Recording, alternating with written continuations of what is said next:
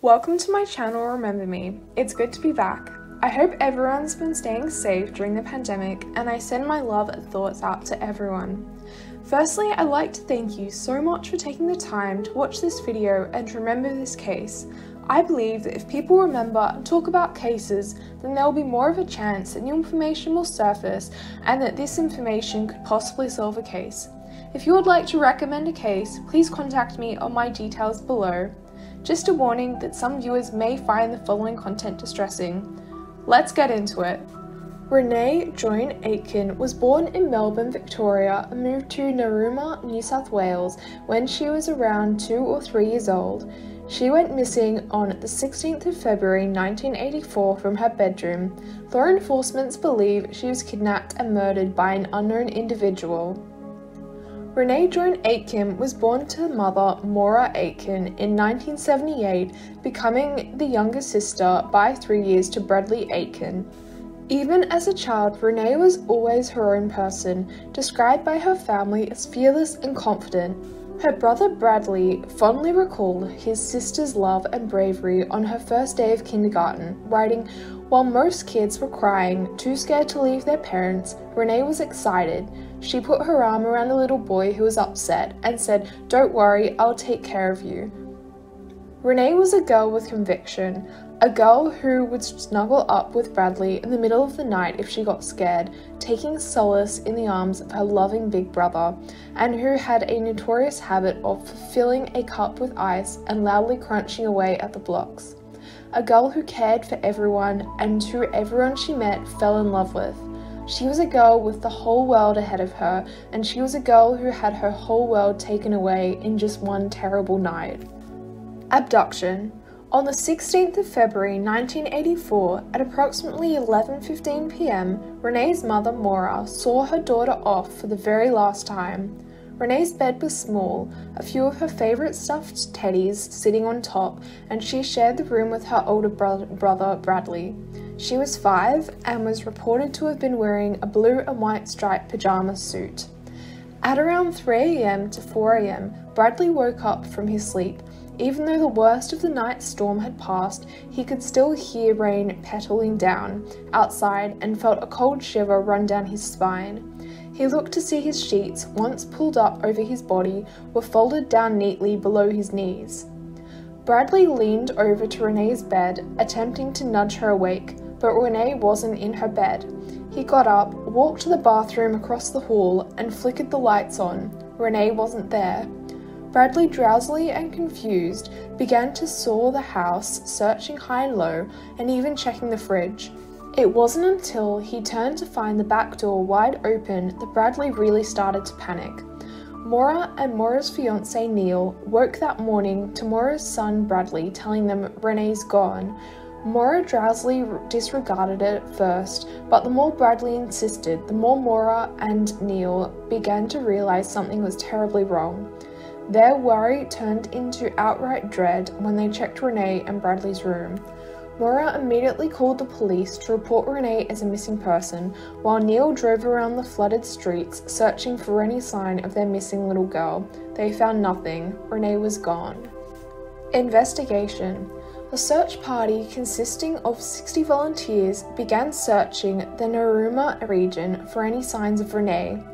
As the hours passed, the search party grew, and by the 18th of February, they were joined by a police helicopter, a tracker dog, and the Miranda-based Regional Crime Squad. This search became one of Narooma's, if not New South Wales's, biggest land searches, lasting over 14 days with over 200 searches in all. Every home in the Narooma region was combed, bushland was scouted, and inland waterways were searched. Investigators looked through the Aitkens' home, but again they hit a dead end. The Renee's home was left unlocked at the time of Renee's disappearance, making it possible for anybody to enter, and Renee's bed was left neat, showing no signs of a struggle between Renee and a potential abductor. On the 19th of February 1984, police announced their suspicion that Renee may have been abducted from her bed and taken from the Narooma area by somebody trying to pass her off as a relative. Police had received information on the 17th of February, the day Renee was reported, of a potential sighting.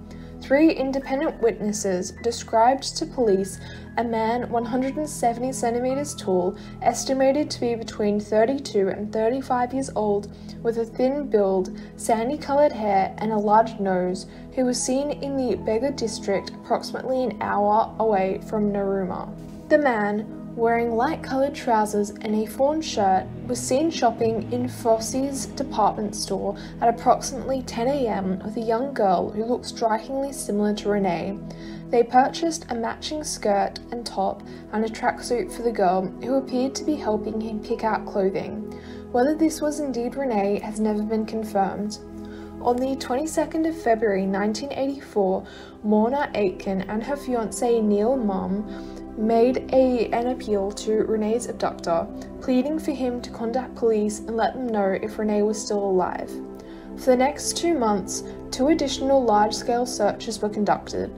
The second focused on bushland and cliffs around Narooma. The third focused on a region between central Tillaba and Dignas Creek, after an unusual smell was reported, and followed investigations in Melbourne, Victoria.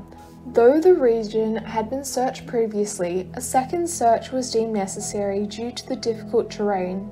This third search, however, was different from the previous 2. Police had recently received information from a 21-year-old man, which was information which led them to believe that Renee had been murdered and buried in a shallow grave in the bushland surrounding Narooma. Neither Renee's remains nor any signs of Renee were recovered in any of these searches. Less than 2 months after Renee's disappearance, New South Wales approved a $50,000 reward for anyone able to provide information leading to Renee. No new information was brought forward, and the case of Renee quickly went cold. The reopening of the case. In 1998, 4 years after Renee's disappearance, South Coast Crime Manager Inspector Ricky Maudsley announced that Renee Aitken's disappearance was to be reopened. A female friend of Renee's, now in her 20s, came forward earlier that year to make a sexual assault complaint against a man who she'd introduced to Renee in the months before Renee's disappearance. It's likely this friend was a cousin of Renee's, as in a 2003 inquest, it was revealed that a 12-year-old cousin of Renee's was assaulted by a man just 3 weeks after Renee's disappearance. When the cousin threatened to tell her mother about the abuse, the assaulter grabbed the cousin's thigh tightly and said, "If you tell anyone, then you will go away and might not return home." This man was Brian James Fitzpatrick, a notorious child sex offender. In 2001, Bateman's Bay detectives yet again announced the reopening of Renee's case, releasing 3 age progression images of Renee at 22 years old in hopes it would encourage somebody to recognize her if she was still alive. To their surprise, these pictures finally led to new information. An undisclosed person came forward to police to give their account of the time Renee went missing. This account interested police, especially Far South Coast Crime Manager Rick Maudsley, who stated the account conflicted with an earlier version of events. A previous witness had given a relation to Renee's disappearance. Several people were further questioned, but no new information has been made public.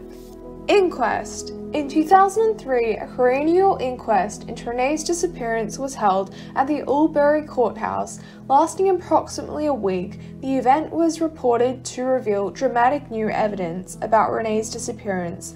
A new suspect, Brian James Fitzpatrick, was named during this inquest and linked to the Narooma region at the time Renee disappeared. On the 14th of August 2003, the inquest into Renee's death concluded. Though the coroner believed that, on the grounds of probability, Renee was most likely deceased and probably murdered on or after the 16th of February 1984, they also returned an open verdict, meaning there was not enough reliable evidence to suggest the exact cause of Renee's death. So let's look at some theories. Runaway. When a child goes missing, the first theory police usually investigate is the runaway theory. In Renee's case, however, police would have disapproved this theory relatively quickly. There has been no mention of any disagreement between Renee and her family that would have caused her to leave her home. She didn't take any of her belongings with her, such as her beloved stuffed teddy or daytime clothing, and she had no previous history of running away. Her brother's bedsheets had been folded below his knees, something odd for a 5-year-old with running away on their mind would do, and it would have been unusual for her to have decided to run away so late at night. Had Renee been a runaway, it is likely she would have been spotted by Narooma locals quite early on in the case, as a 5-year-old wandering by herself would have been bound to draw attention. Had Renee had an accident resulting in her death, such as a falling into a dam, she would have likely have died in close proximity to her home, and the 3-stage large searches of the area would have likely recovered her body. Abduction. The most common theory in the case of Renee Aitken's disappearance is the abduction theory. This theory suggests that someone, either known or unknown to the Aitken family, entered the Aitken family home via one of the unlocked doors, took Renee from her bed without alarming her brother Bradley, and carried her out of the house. Renee disappeared between the hours of 11:15 a.m. and 4:45 a.m., ideal hours for an abductor as the family would have likely been asleep, and the front and back door of the Aitkens' home was left unlocked, making it easy for an abductor to enter the home without making a sound. Those first under the microscope by investigators were likely those closest to the Aitkens family. Renee's abduction had not awakened any of the Aitken family, and the scene of the abduction was abnormally tidy, suggesting Renee may have been comfortable with her abductor, and the house was left unlocked that night, something which the abductor may have known. Renee's mother and father had been through a separation. However, on the 19th of February 1984, an article by the Canberra Times revealed Renee's biological father had been interviewed in relation to Renee's disappearance in Melbourne, where he and other relatives of Renee, who were also interviewed, were living at the time. Had Renee's biological father abducted Renee, he would have driven 8 hours to Narooma, a journey which investigators would have been able to trace using receipts and other evidence. Due to the lack of further investigation into Renee's biological father, it can be assumed police did not find Renee's father a person of interest in Renee's disappearance. Renee's mother, Moira Aitken, and her partner at the time, Neil Mum, were also likely investigated as potential suspects in Renee's disappearance. More than 76% of Australian abductions between 2000 and 2012 were committed by the custodial parent, and all recorded step-parent offenders were stepfathers. During the 2003 inquest, the court heard evidence indicating there had been a theory that Moira Aitken had planned for Renee to be kidnapped on the day she disappeared. However, the inquest revealed this theory to be an unlikely cause of Renee's disappearance. During a police interview with Neil Mum in June of that year, Neil stated he did not believe Moira Aitken was involved in her daughter's disappearance, and Neil himself does not appear to be a suspect. To this day, Moira Aitken has remained cooperative with investigators and has assisted in many campaigns to try and find her missing daughter. The final abduction theory suggests that Renee was abducted by an acquaintance of the Renee or the Aitkens family, or a stranger. During the early 1980s, it was relatively common for people to leave their homes unlocked, especially if their home was located in a less populated region such as Narooma. A heavy storm had also ravaged through Narooma on the 16th of February, although this storm had calmed by the time Renee had been identified by Bradley as missing. Heavy rain still fell for the next 3 days, and it was later noted to have negatively impacted police searches. This storm likely would have reduced the Aitkens' ability to hear any sounds that may have come from Renee's abduction. This may have also provided the abductor with more time for precision, allowing him to slowly sneak in and out of the home without the knowledge of him being heard. Homicide.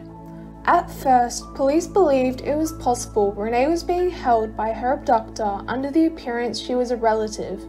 This was supported by the 3 independent witness sightings in Bega on the 17th of February, identifying a blonde man shopping for children's clothes with a young girl who looked eerily similar to Renee. This was also supported by the lack of a body or any other suspicious evidence found during the 3 large-scale searches for Renee. Faith in this theory, however, slowly dwindled as time passed. No sightings of Renee have been confirmed post-disappearance, and due to widespread coverage of Renee's disappearance, it is likely Renee would have been located. Child victims of abduction, where the abductor is not a parent, are also victims of time, as the chance a child will be found alive drastically decreases each hour from their initial abduction. Investigators had also received tip-offs by an unnamed individual suggesting Renee had been murdered only 2 months into the investigation of Renee's disappearance. Though the specific details of this tip-off have not been publicly released, the information received by police was enough to convince investigators that Renee was deceased and that they would be looking for a body. In the 2003 inquest into Renee's disappearance, a coroner confirmed that Renee was most likely deceased and likely murdered. The manner of Renee's death could not be identified, and neither could the perpetrator of her abduction and likely homicide. When it came to the abductor, however, investigators certainly had their suspects. So let's jump into some suspects. Brian James Fitzpatrick.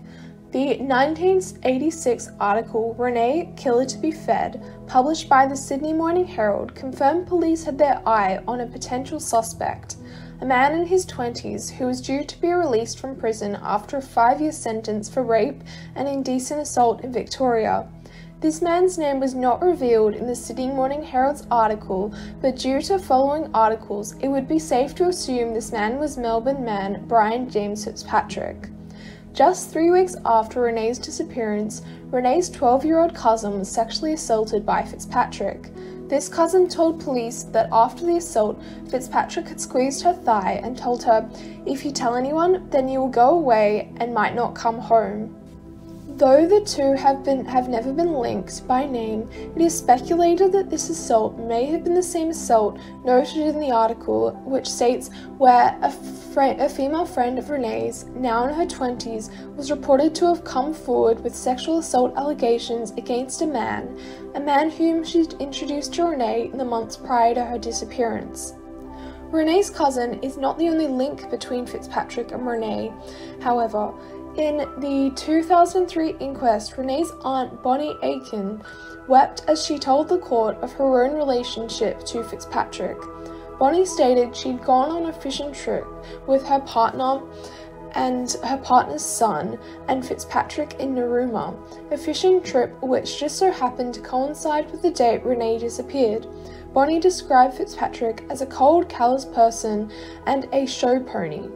Brian James Fitzpatrick was questioned by police at Melbourne's prison in 1987, where he was serving time for the assault of Renee's cousin and another sexual assault of a woman in Melbourne, Victoria.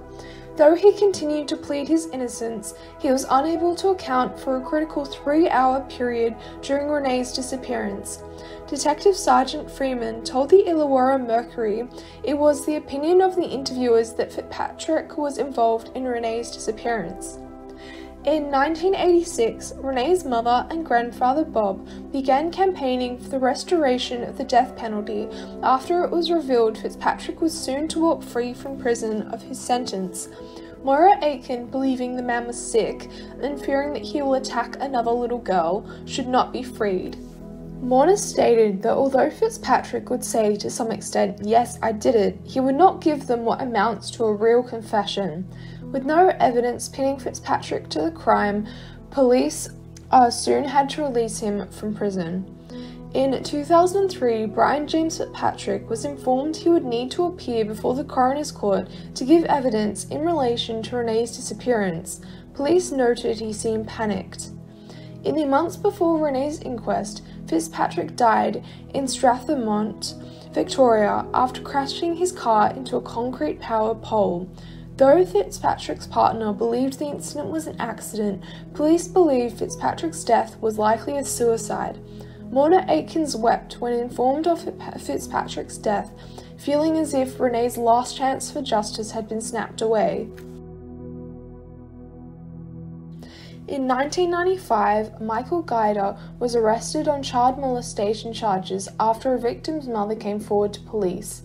In 1996, he was sentenced to 10 years in prison for a whopping of 69 offences towards 14 separate children. He was known to befriend young mothers, usually single mothers with a history of substance addiction, before asking them if he could babysit their children while the mother had a well-deserved night out. When the mother left, Guider would offer the child some Coca-Cola, which he would lace with a sleeping drug called Narooma to knock them unconscious. He would then take photos of the child, posing them in sexual positions and enacting sexual abuse. Michael Guider confessed to and is responsible for the disappearance and death of girl Samantha Knight, as photos were found of her unconscious and posing sexually with other unconscious victims. In 2013, however, a man labelled Witness O came forward to police with information he believed might help in the case of missing Narooma girl Renee Aitken. Witness O had been serving 5 years at the Lithgow prison for exposing ecstasy when he met Guider, whom he would often play chess and watch TV with. During this time, Witness O noticed Guider repeatedly drawing pictures of a young girl he called Renee. It wasn't until years later that Witness O made the connection between Guider's drawings and the eerie resemblance they had with the missing Renee Aitkens. Later articles also revealed that Guider's scrapbook of missing and murdered children included new articles featuring some of Australia's most notorious cases, including the Beaumont children. This scrapbook also held articles from a Narooma newspaper clipping about the disappearance of none other than Renee Aitkens. These clippings, being from a Narooma newspaper, raised theories that Guider was in Narooma around the time of Renee's disappearance. Guider had also been working 2 hours from Narooma at the time.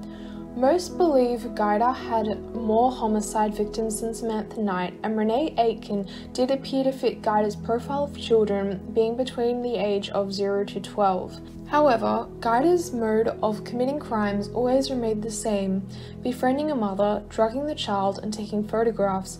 Guider had never been charged with the kidnapping of a child from their home, and he never appeared to enact his crimes in the presence of the victims' families. Guider's interest in missing children, though revealing, also didn't necessarily always reveal connection between himself and the child featured in the scrapbook. The Beaumont children were abducted while Guider was only 16 years old and living in Sydney in New South Wales, around 15 hours away from Glenelg Beach in South Australia, though his exact whereabouts at the time of Renee's abduction have not been made public. I have also made a video on the Beaumont children. If you'd like to check it out, the link is below. Though police originally regarded Guider a person of interest in Renee's case, it appears they've since somewhat discredited this theory. Guider was certainly a disturbed person, but his MO and timeline just didn't seem to match. Michael Guider spent 17 years in prison for the manslaughter of Samantha Knight. In 2020, Guider, now 69 years old, was released on parole. His current identity and whereabouts are unknown. Since the disappearance of Renee Aitkens, Morna Aitken has remarried and now has another child, Oris, who is 25 years old. Although the birth of Oris brought happiness to Mora's life, she was also terrified by the loss of her second child. Bradley later married a woman named Grace, and together they had a daughter. Though Morna and Bradley have managed to find happiness outside of Renee's disappearance, they still grieve. Without the body of their missing Renee, and without the manner of her death coming to light, they've never had the chance to fully mourn. On the 25th of April 2001, Morna Aitken lined up to take part in the South Coast DNA drive, where her DNA will be compared to the unidentified remains of 400 New South Wales people. If you have any information related to the disappearance and suspected murder of Renee Aitken, contact Crime Stoppers at 1-800-333-000 or go to the Crime Stoppers website. However this case goes, Bradley and Morna Aitken are sure of one thing: Renee's spirit will live on. No one can take that away from us. Renee's disappearance remains unsolved. Thank you so much for watching this video and for taking the time to remember this case. It would really mean a lot if you could share this video to spread these people's stories in the hope that new information will surface. To recommend a case, please contact me on Instagram or send me an email. Thank you.